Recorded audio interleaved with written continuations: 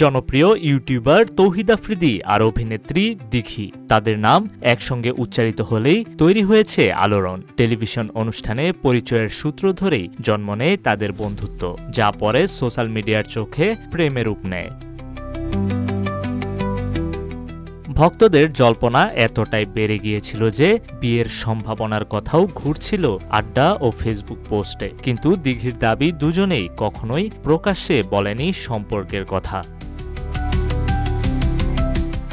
অতিরিক্ত আলোচনা, ভুয়া খবর আর পারিবারিক চাপ সব মিলিয়ে বন্ধুত্বের উপরেই পড়েছিল প্রভাব। দিঘি জানালেন, একসময় ১.৫ বছর পর্যন্ত স্বাভাবিক যোগাযোগই ছিল না তাদের মধ্যে।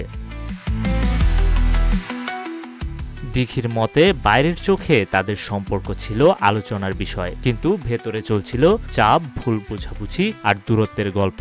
সেলিব্রিটিদের ব্যক্তিজীবন যখন প্রকাশ্যে আসে তখন অনেক সময় বন্ধুত্বও ভুলভাবে ব্যাখ্যা হয়।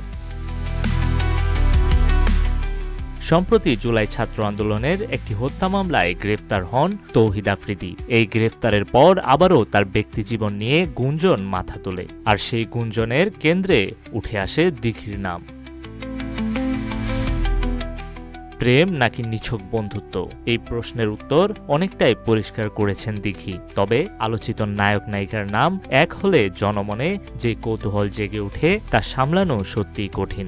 গুঞ্জনের ঝড় হয়তো থামবে না, কিন্তু সত্যি আপাতত একটাই, তৌহিদ আফ্রিদি আর দিঘির গল্প বন্ধুত্বের, প্রেমের নয়।